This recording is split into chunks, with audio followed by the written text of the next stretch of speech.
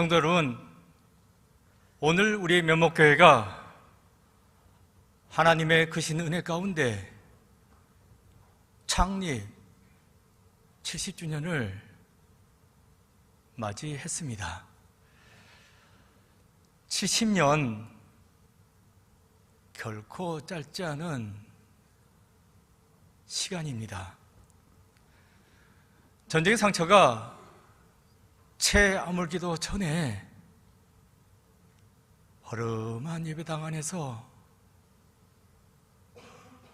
주여를 부르짖으며 새벽을 깨우던 믿음의 선배들이 있었습니다. 겨울이면 손이 꽁꽁 얼어붙는 예배당 안에서 연탄난로 하나 피워놓고 눈물로 기도하던, 찬송 부르던 성도님들이 있었습니다. 먹고 살기 힘든 시절 생활비를 아껴서 헌금했습니다. 아픈 몸을 이끌고 교회에 나와 청소했습니다. 앞에 나서지도 않고 뒤에서 울면서 기도하던 권사님들이 있었습니다. 교회는 원래 눈물 위에 세워집니다. 십자가도 여인의 눈물 위에 세워졌습니다. 초대교회도 순교자들의 피 위에 세워졌습니다. 오늘 우리의 면목교회도 신앙의 선배들의 기도 위에 이렇게 서 있는 것입니다. 저는 오늘 창립주의를 맞이하여 우리 면목교회가 70년이 되었습니다 라는 말만 하고 싶지는 않습니다. 더 중요한 질문이 있기 때문입니다. 하나님은 어떤 교회를 기뻐하시는가? 하나님은 어떤 교회 위에 계속해서 복을 부으시는가? 축복받는 교회, 그 교회는 어떤 교회일까? 오늘 본문 사도행전 11장은 이에 대한 하나님의 답을 들려주고 있습니다. 어떤 교회인가? 어떤 교회가 축복을 받는가? 이에 대해서 하나님께서 뭐라고 말씀해 주시나 귀 기울여 들어봐야 되겠습니다. 초대교회 중에 가장 은혜로웠던 교회, 예루살렘 교회입니다. 왜 그래요? 오순절날 성령님이 강림하지 않았습니까? 한 번 말씀 선포로 그 자리에서 3,000명이 회개했습니다. 그 은혜에 감격하여 매일같이 교회 모였습니다. 네 것 내 것 따지지 않고 다 내어놓고 나눴습니다. 말씀만 나눴을 뿐만 아니라 음식도 나누고, 그러니 은혜가 충만하지. 이 정도면 완벽한 교회이지 않습니까? 그런데 이상한 일이 일어나요. 은혜는 흘러 넘쳤는데 시간이 흘러가면서 교회가 정체되기 시작합니다. 은혜가 흘러 넘치면 더 으쌰으쌰하고 부흥하고 확장해야 되는데 정반대로 흘러갔다는 겁니다. 왜 그렇습니까? 교인들이 머물러 있는 은혜를 붙잡았기 때문입니다. 은혜는 은혜인데 꼼짝을 안 합니다. 하지만 주님께서는 분명히 명령하셨어요. 예루살렘과 온 유대와 사마리아와 땅끝까지 이르러 내 증인이 되라. 분명히 딱 부러지게 말씀하셨습니다. 머물러 있지 말라고, 나가라고. 세상 끝까지 나가서 네가 받은 바 은혜를 흘려보내라.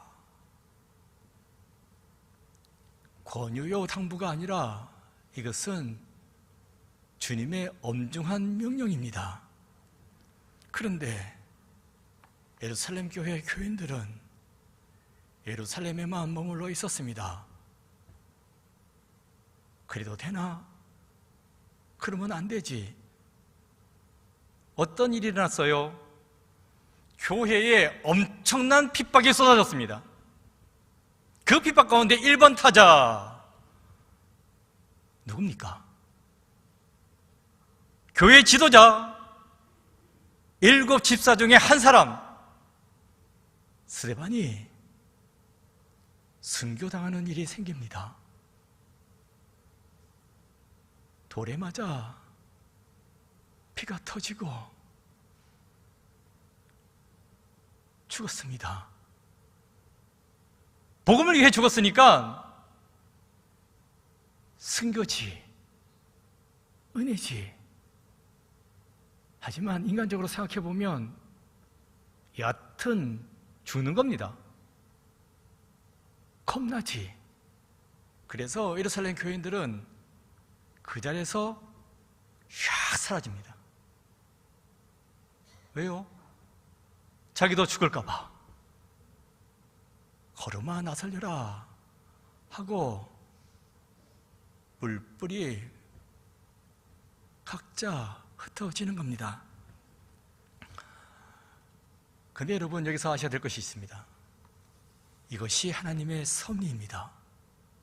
물론 핍박이요, 그러니 안 좋은 일이지만 이 안 좋은 일 가운데에서 하나님은 역사하셨다는 것입니다. 어떻게? 복음의 문을 여는 그 놀라운 역사를 시작하셨다는 것입니다. 오늘 본문 19절이에요. 그때의 스데반의 일로 일어난 환란으로 말미암아 흩어진 자들이 베니게와 구브로와 안디옥까지 이르러 유대인에게만 말씀을 전하는데, 여기서 흩어진 자들이라는 표현이 중요합니다. 핍박을 받아서 흩어졌어요? 흩어지고 끝났나요? 아니요. 그들은 말씀을 전했다 라고 이야기해주고 있습니다. 얻어맞아서 흩어졌지만 그 흩어진 가운데 그들은 선교사로 나서게 되었다는 것입니다. 처음부터 선교사가 되려고 나선 것이 아닙니다. 졸지에 떠밀려가지고 쫓겨가다 보니 자기도 모르게 선교사가 되었다는 것입니다. 이들은 핍박받은 자들입니다. 쫓겨난 자들입니다. 몸의 상처는 물론이요, 마음에 큰 상처를 입은 사람들이 되겠습니다. 예수 믿었는데 왜 이렇게 힘들게 살아야 하나? 눈물로 걸음아 나 살려라 하고 도망쳤던 자들입니다. 그런데 우리 하나님께서는 이들의 상처받은 마음을 그대로 내버려 두시지는 않았습니다. 그 상처를 헛되게 내팽개치지는 않았던 것입니다. 여기서 우리는 알아야 합니다. 성도 여러분, 우리의 인생도 마찬가지입니다. 때론 하나님이 우리의 자리를 흔드십니다. 편안한 자리, 아무런 문제가 없는 자리, 괜찮네 하는 그 자리를 때론 하나님이 흔드실 때가 있습니다. 왜 그렇습니까? 그것은 우리를 괴롭히려고 망하게 하려고 하는 것이 아닙니다. 그 일을 통해서 하나님께서는 우리에게 더 큰 일을 보게 하시고 이루게 하시려고 하기 때문입니다. 그래서 우리는 고난 가운데서, 환난 가운데서 정신 똑바로 차리고 봐야 됩니다. 이 고난의 의미가 무엇일까? 고난만 끌어안고 힘들어하고 괴로워하고 왜 나한테 이런 고난을 주십니까? 라고 절규하는 것이 아니라 그래도 감사하면서 하나님, 저에게 이 고난을 주셨으니 감사합니다. 이 고난 속에 있는 의미가 무엇입니까? 하는 믿음의 자리까지 나가야 된다는 것입니다. 물론 쉽지 않습니다. 권사님은 아멘 크게 하시는데, 아유, 그래요. 목사보다 권사님이 믿음이 더 좋습니다. 아, 힘들어. 고난은 피해가고 싶으나 우리는 정신 똑바로 차리고 그 고난 가운데서 하나님의 뜻을 봐야 한다는 것입니다. 이렇게 뿔뿔이 흩어지게 되었어요. 고난 가운데, 박해 가운데. 처음에는 불평하고 떠났겠지. 이게 뭐냐고. 그런데 불평만 하고 있을 수는 없잖아요. 살아야지. 그래서 한 무리가 어디인가 도착했어. 오늘 본문에서는 어디라고 이야기해주고 있습니까? 안디옥이다. 예. 이 안디옥은 당시 엄청난 로마 제국 가운데서 세 번째로 큰 도시입니다. 대도시입니다. 왜냐하면 항구를 끼고 있어요. 엄청난 물자가 왔다 갔다 했습니다. 당연히 사람도 왔다 갔다 했습니다. 그러니까 떨어지는 돈이 많습니다. 그러니까 안디옥은 부유한 도시였습니다. 그리고 그 부유함 가운데 흥청망청 정신없었습니다. 우상도 엄청나게 몰려들었습니다. 돈 많이 벌게 해달라고. 항구라고 그러잖아요. 배 사고 나지 않게 해달라고 우상에게 엄청나게 매달렸습니다. 그런 도시가 안디옥입니다. 그러면서 흥청망청 쾌락에 넘쳤고 타락한 도시가 안디옥이 되겠습니다. 그러한 도시 한복판에서 놀라운 일이 일어났어요. 복음이 전파되는 겁니다. 예루살렘에서 쫓겨난 그 사람들이 안디옥에 도착해서 그래도 믿는 사람들이니까 복음을 전해야지 하고 복음을 전하는 겁니다. 그런데 겁이 나지. 그래서 아는 사람한테만 전했습니다. 그 아는 사람이 누구냐면 유대인들입니다. 안디옥의 로마 사람들, 헬라 사람들, 이방인들한테는 안 전했습니다. 겁나니까. 그래도 우리 같은 민족인데 유대인한테만 전했습니다. 그런 가운데 몇몇 사람이 연결되었어요. 뭐 유대인 해봤자 몇 명도 안 되는데 이 도시에 주류를 이루고 있는 이방인들에게 복음을 전하자 연결됐습니다. 그게 오늘 본문 20절입니다. 그 중에 구브로와 구레네 몇 사람이 안디옥에 이르러 헬라인에게도 말하여 주 예수를 전파하니.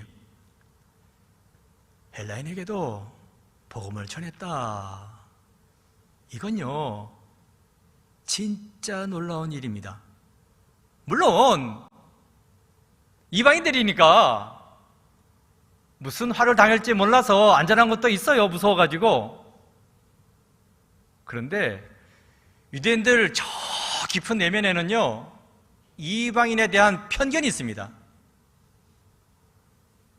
이방인들은 사람도 아닙니다. 그래서 이방인들과 유대인들은 겸상을 하는 일이 없습니다. 짐승하고 같이 밥을 먹을 수는 없지 않습니까? 짐승하고 무슨 이야기해? 상종을 하지 않았습니다. 그러니까 표면적으로는 어이구 무서워라 하는 것도 있지만 깊은 내면에는 유대인들은 서민이야, 저들은 짐승이야 하는 이러한 차별의식이 있습니다. 예수 믿어도 마찬가지입니다. 그래서 복음을 전해도 유대인들한테만 전했지 짐승인 이방인한테는 전하지 않았던 것입니다. 그런데 안디옥에 도착한 신앙인들은 어떻게 했다고요? 이방인들에게도 복음을 전했다. 편견을 깨트린 것입니다.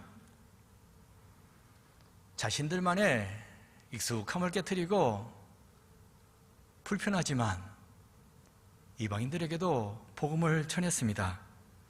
저는 이 점이 무척 은혜롭습니다. 그러니까 교회는 부족함이 하나도 없는 자들이 부족함이 하나도 없는 가운데 세워졌다는 것이 아닙니다. 애초에 상처 입은 사람들입니다. 쫓겨난 자들이고 깨진 자들입니다.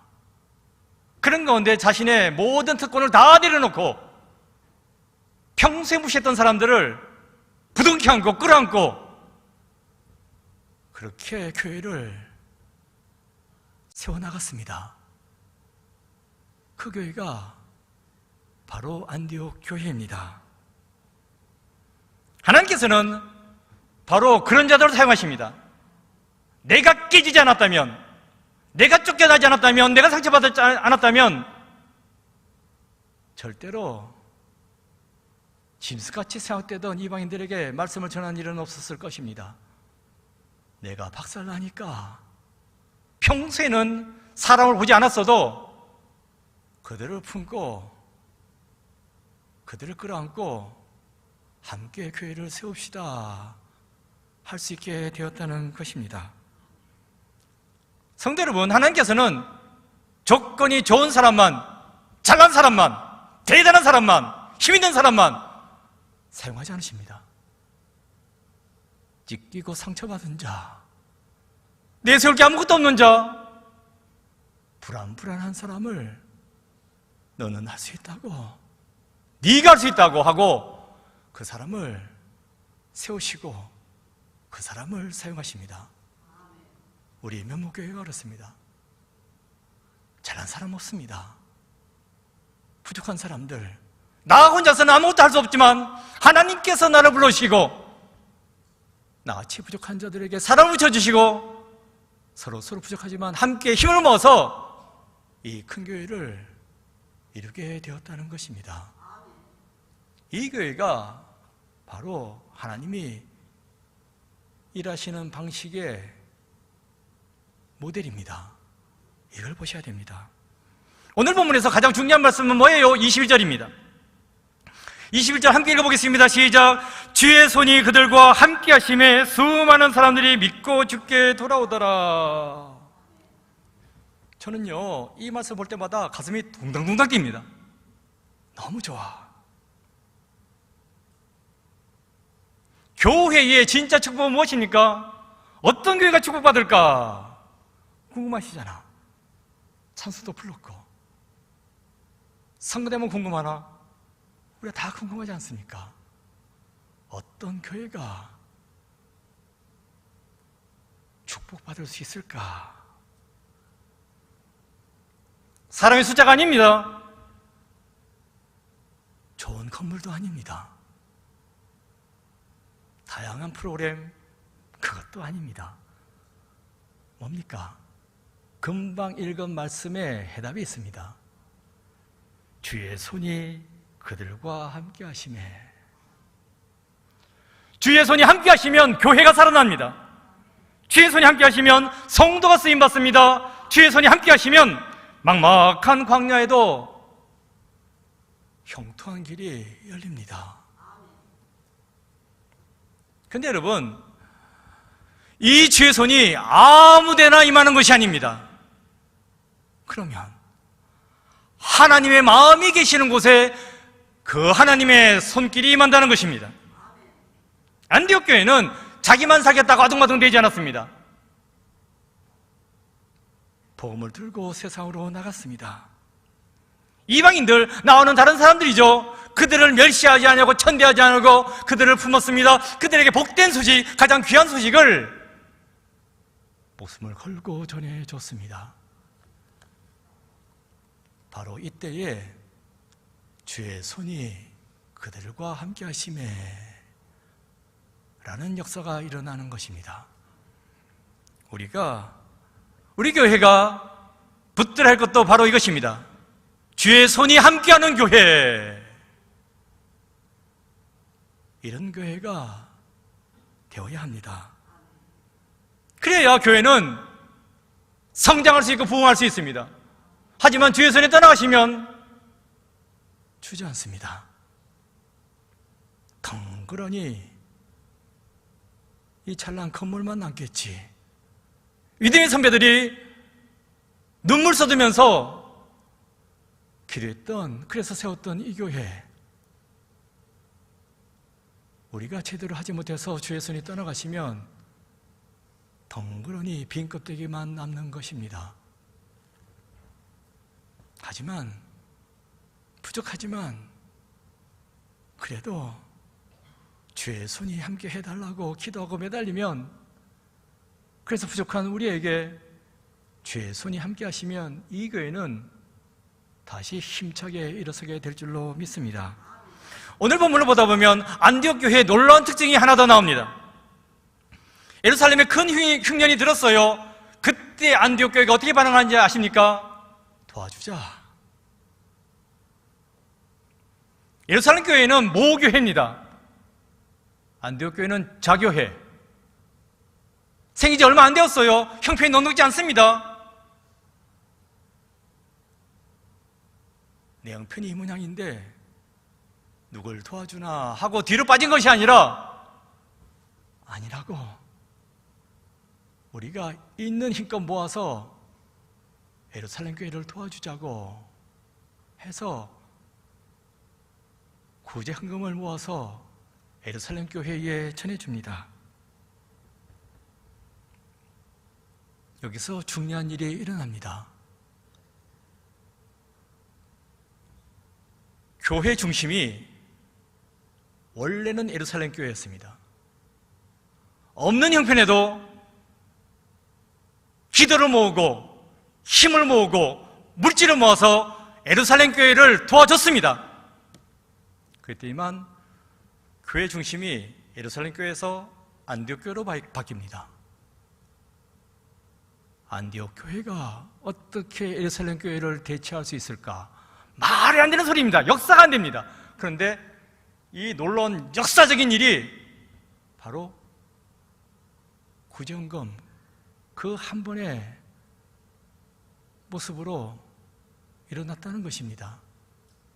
뭘 말씀드린 거예요? 내 형편, 내 처지 따지지 아니하고 은혜를 받았느냐? 그 은혜를 흘려보내라 하는 말씀에 순종하여 베풀고 나누고 받은 바 은혜를 흘려보내는 삶을 살면 하나님께서는 하나님의 섭리 역사의 중심에 세워주신다는 것입니다. 핑계댈 거 없습니다. 아이고 우리가 뭘 하겠습니까? 변명입니다. 변명만 하면 늘 쫓아가다가 끝나는 교회가 될 뿐입니다. 부족하지만 모자라지만 땅끝까지 이르러 은혜를 흘려보내는 교회가 되었습니다 할 때 놀라운 역사, 나를 하나님 역사의 중심에 세우는 놀라운 역사가 주어진다는 것입니다. 최초로 정식으로 교회에서 예배드리고 선교사를 파송해요. 그 선교사가 누굽니까? 바나바와 바울. 예루살렘 교회에서 파송했습니까? 아니요. 안디옥 교회입니다. 아시겠습니까? 하나님의 선교 역사는 예루살렘 교회에서 시작된 것이 아니라 안디옥 교회에서 시작됐다. 선교 역사의 중심에 안디옥 교회가 있다는 걸 분명히 아셔야 됩니다.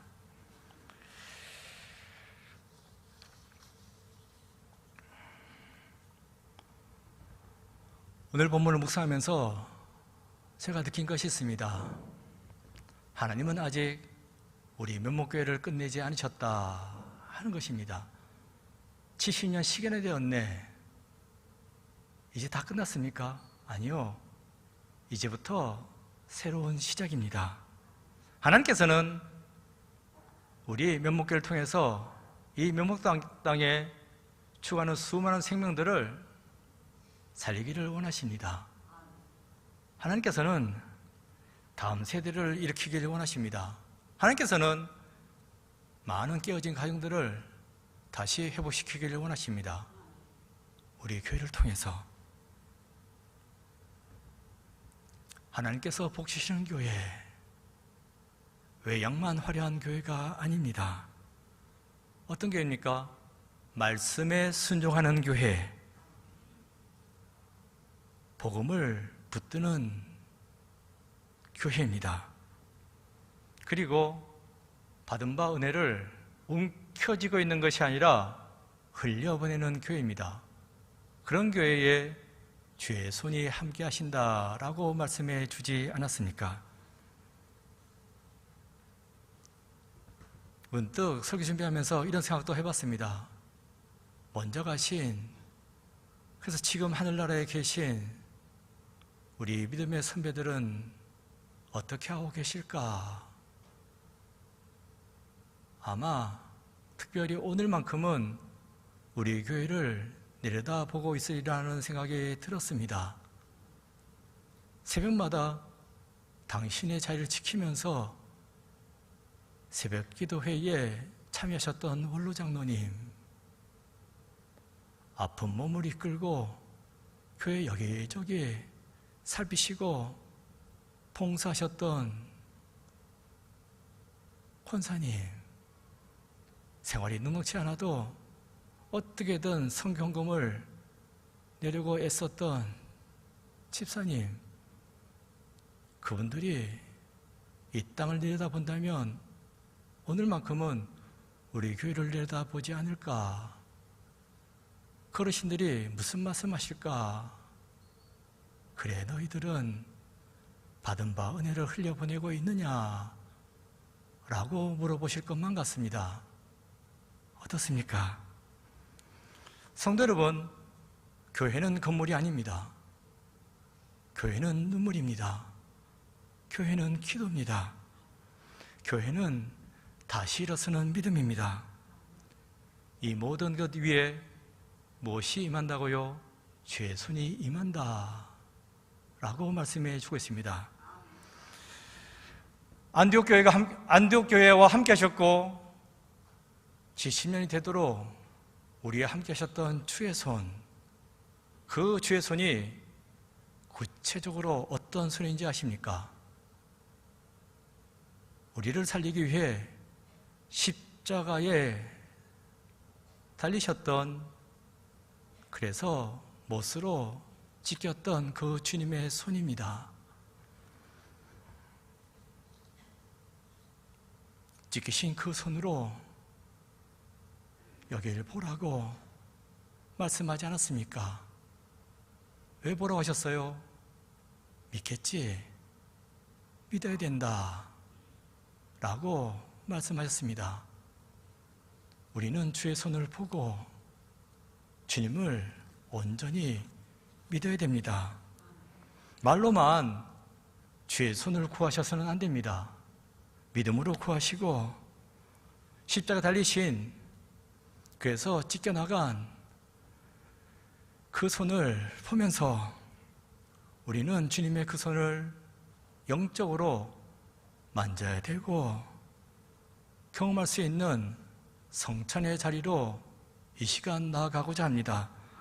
안디옥 교회에 임했던 그 놀라운 축복, 주의 손이 그들과 함께 하심에 하셨던 그 역사가 이제 성찬 예식을 거행하면서 주님의 그 살과 피를 먹고 마시는 우리 면목교회 위에, 우리 가정 위에, 우리의 다음 세대 위에 그 은혜가 풍성하게 임하시기를 바랍니다. 기도하겠습니다. 사랑과 은혜가 풍성하신 아버지 하나님, 지난 70년 동안 권능의 손, 사랑의 손으로 우리 면목교회를 붙들으시고 인도하시니 감사드립니다. 이제 주님이 친히 제정하신 성찬지식을 행하고자 합니다.